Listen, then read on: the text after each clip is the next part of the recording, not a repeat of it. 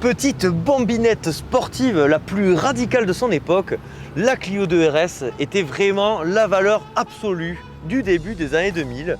Et je suis vraiment aujourd'hui ravi parce que je me fous pas de votre tronche en vous présentant une Clio 2 RS phase 3, 182 chevaux. Autant vous dire que là, ça va tarter sévère.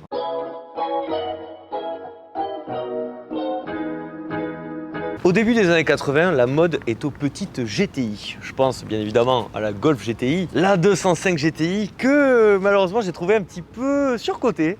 Voilà, niveau sensation, prix, j'étais pas emballé. Par contre, il y avait la Renault 5 GT Turbo, dotée d'un moteur turbo démoniaque. Vraiment, les turbos des années 80, c'était pas les turbos actuels, c'était n'importe quoi. Renault a vraiment une histoire folle au niveau des voitures de sport. Et les années 90 ne dérogeront pas à la règle avec la première Clio 16S que je trouve absolument splendide, il faut l'avouer.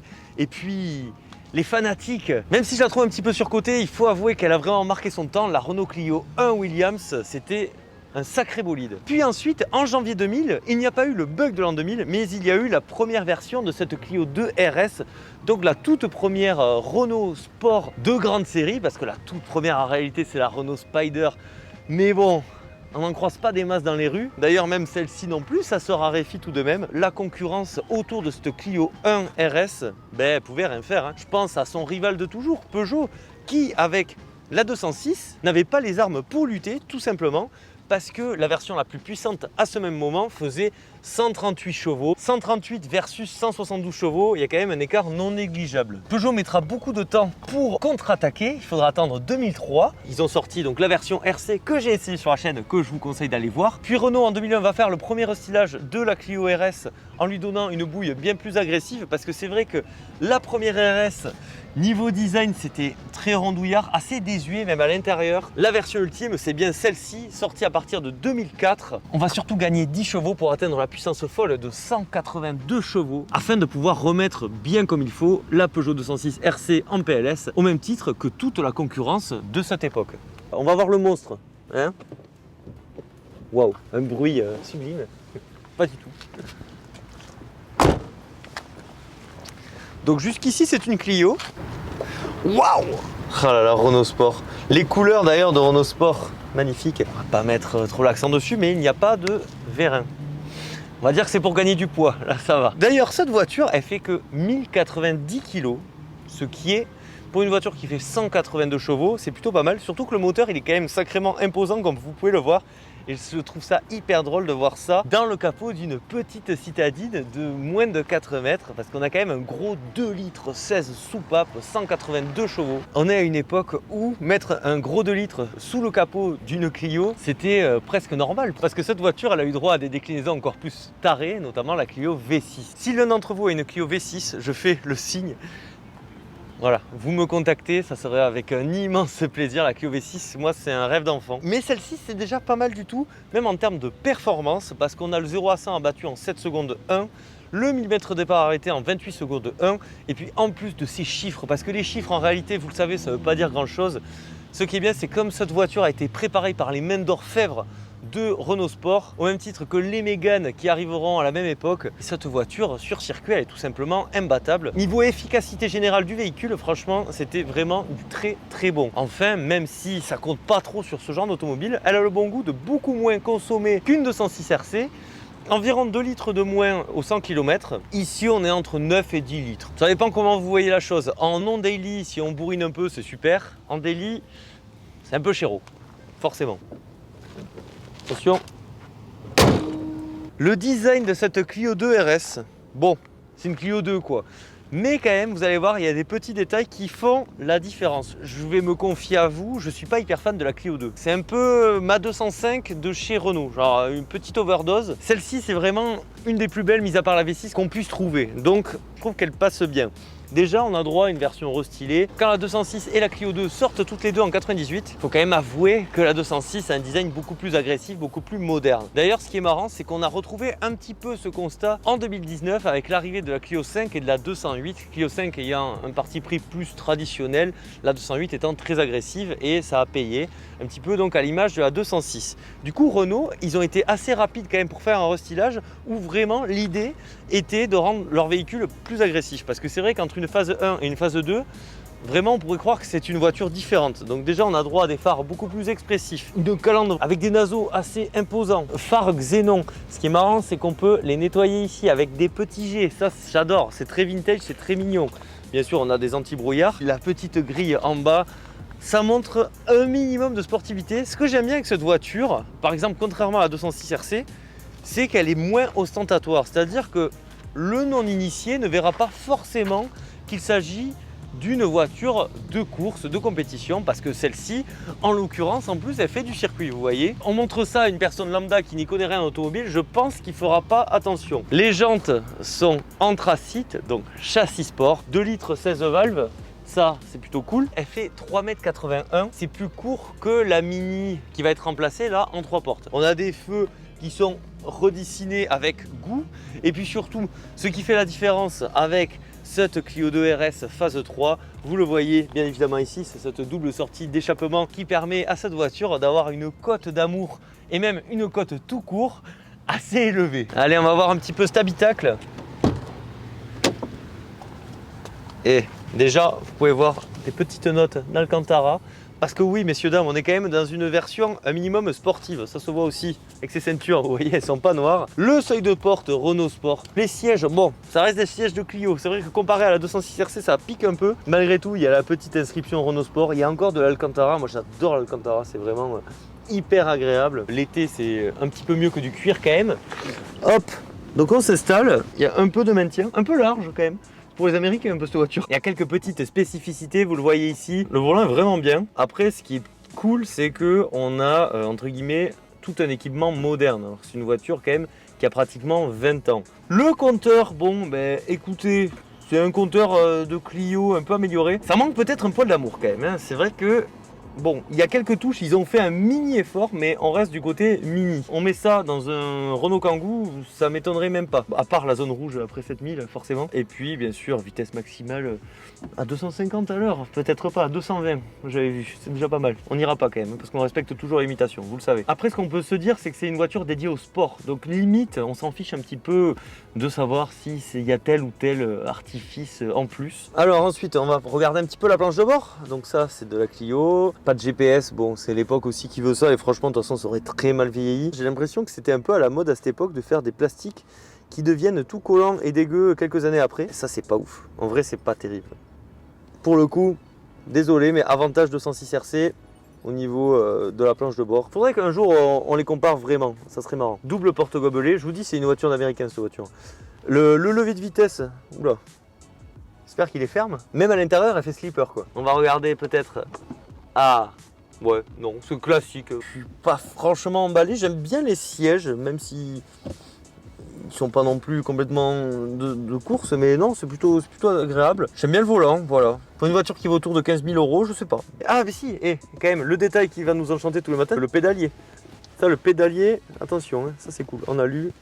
Ça fait plaisir. Après, le plus important, vous savez que c'est pas ça, c'est plutôt la conduite. Avant, on va quand même regarder l'espace à bord, mais ensuite, on va tarter. Apparemment, c'est une voiture familiale. Non, pas du tout. Alors, bon, comme ça, déjà, il y a de la place. J'avais lu que l'accès était un peu délicat. Bon, c'est parce que les testeurs, ils n'ont pas testé toutes les voitures horribles que j'ai essayées, parce que franchement, ça va.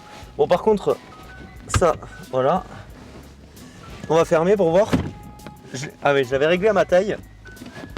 Il faut quand même remettre les choses dans leur contexte. On est sur une voiture qui fait 3,82 m. C'est plutôt... Après, j'ai l'impression d'être hyper rehaussé par contre. Ce qui est bien, c'est qu'on peut s'accrocher parce que ça, je pense que ça a véritablement son utilité. Là, il y a quand même un porte-bouteille. Il y a le même de ce côté avec un petit accoudoir. Les ceintures aussi, il y a un détail. Il y a un minimum d'attention, je trouve, sur les places arrière. C'est pareil, vous voyez, là, on peut mettre des Nintendo Switch avec le conducteur devant qui tarte, je déconseille la Switch. 2 personnes en vrai ça fait le boulot, même pour des trajets un peu longs, ce qui est quand même plutôt pas mal pour une voiture au gabarit aussi compact. Allez, maintenant on va essayer de sortir. Ouch. Ouah.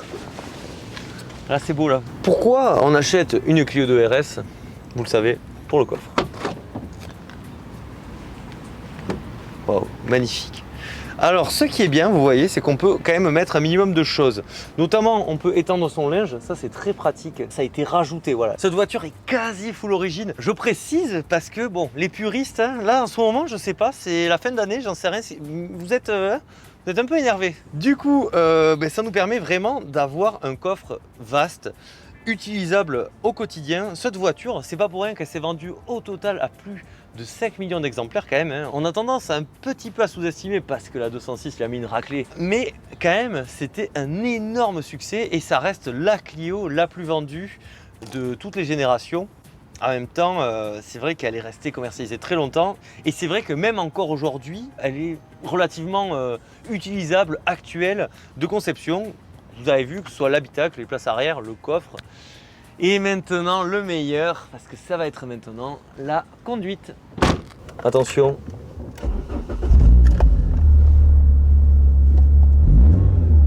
Le cake. Allez. Ah, déjà le levier de vitesse, je le trouve un peu flou comme ça. Ouais, là ça va, ça s'enclenche bien.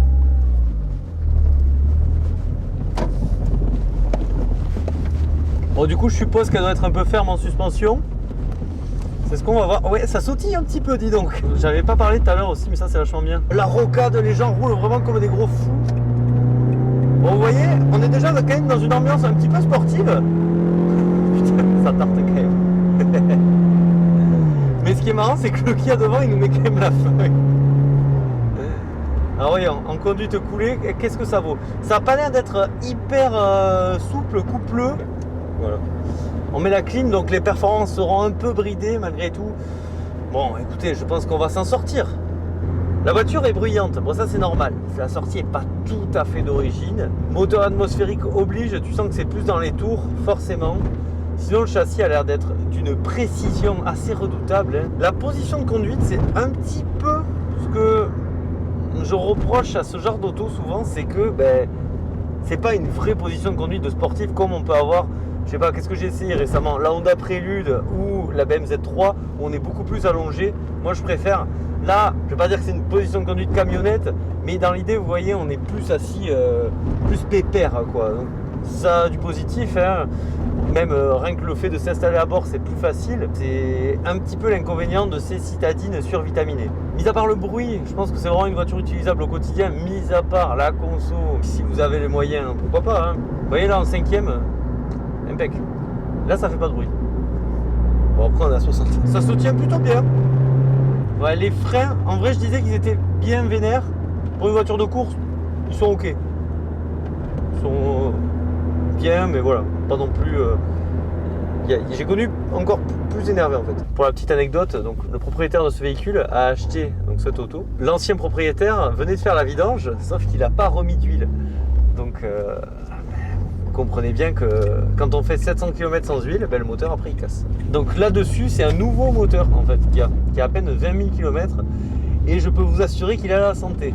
Bon, ici c'est bien, vous voyez déjà là, on est un peu mieux. Bon, il y a quand même un cycliste. On va faire attention. Ce que je constate souvent sur ce genre d'automobile, les Atmo un peu à l'ancienne, en dessous de 4000 vraiment, bon, ça marchouille quoi. Par contre après 4000 c'est n'importe quoi. C'est l'opposé au turbo quoi, ça c'est sûr. Hein. Un petit peu comme cette chaîne avec la chaîne turbo. Tout est très quali et très polissé. Ici bon, peut-être que la qualité elle est en dessous. Par contre, ce que je dis, je le pense. On aura vraiment tout fait pour essayer de faire du sport, mais vous savez, là, on est en Coupe du Monde de rugby et donc trop compliqué. On va pas trop accélérer devant les poulets quand même. Mais franchement, bon là, en tout cas, je peux vous dire, sur le papier, vraiment, le châssis est impec. On fait ce qu'on peut et des fois, on peut peu. Vous voyez, tout est verrouillé, forcément. Hein, il y a un match, je sais même pas ce que c'est le match en plus. Moi, je suis team foot, voilà, pas rugby, désolé. Pour les aficionados d'os. En tout cas, il y a des beaux supporters qui mènent presque dans le zip. Voilà, on va faire un petit départ arrêté, on va le fumer lui.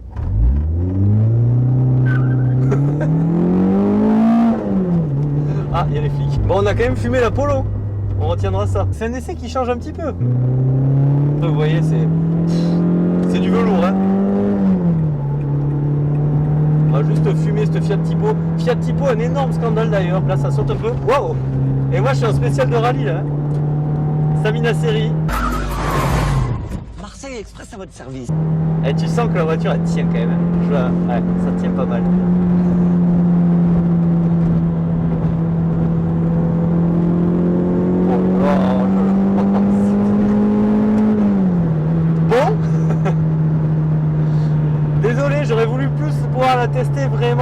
dans des virages, là, un peu la maltraiter. En plus, celle-ci, elle est vraiment optimisée pour...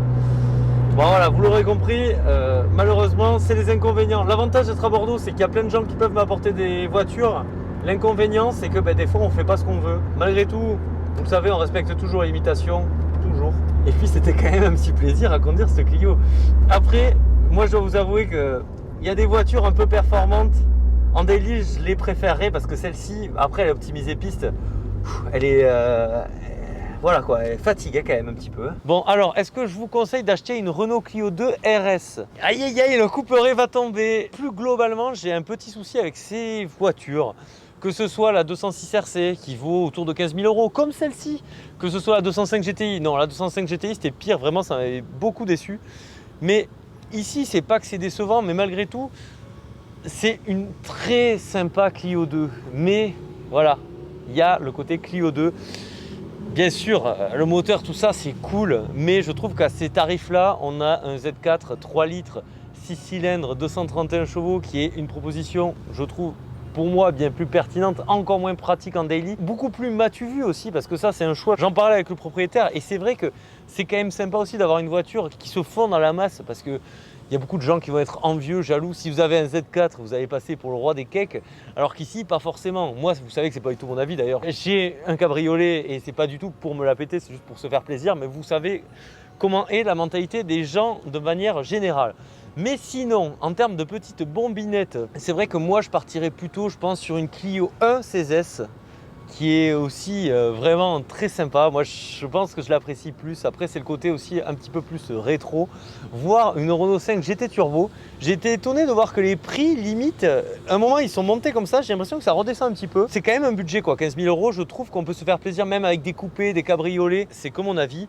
Et cette voiture, en tant que voiture de course, elle fait complètement l'affaire. Commencez pas à me tomber dessus, je suis d'accord pour admettre que c'est une voiture réellement réussie. C'est juste que moi, les 15 000 €, je les mettrais peut-être dans une autre voiture.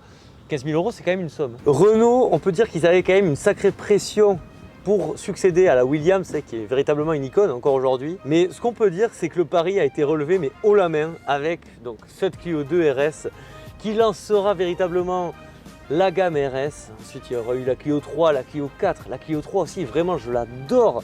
Et puis les Mégane 2, 3, 4, ça a été des masterclass quasiment à chaque fois. Ils auront fait quelque chose de grand. Et j'ai l'impression que lorsque ça sortait, on le savait, mais on n'en faisait pas des caisses. Et maintenant que ça n'existe plus, tout le monde commence à se dire « Oh là là, mais Renault Sport, qu'est-ce que c'était génial !» Mais oui, c'était génial. Et même la Twingo RS, d'ailleurs, moi, c'est la voiture que je recherche le plus actuellement pour, pourquoi pas, succéder au Peugeot 1007. Tout a été réussi avec cette branche sportive, c'est vraiment fabuleux. Bon, les atmophiles, cette vidéo touche à sa fin. J'espère que vous a plu. Si c'est le cas, pensez au like, à l'abonnement, c'est hyper important. N'hésitez pas à me dire dans l'espace des commentaires ce que vous avez pensé de cette Clio 2 RS et n'hésitez pas aussi à me dire quelle est pour vous la RS ultime. Malgré tout, le plus important, c'est pas ça et vous le savez, c'est quoi le plus important? C'est de prendre soin de soi, prenez soin de vous. C'était Atmo, je vous dis à la prochaine. Bisous, ciao. Mon Dieu, l'Arcana d'ailleurs, petite digression. Pour ou contre? Mais je suis con, je me suis gouré. Mec, je me suis gouré. On prend le bon d'Aquitaine là. Bon, ben tant pis.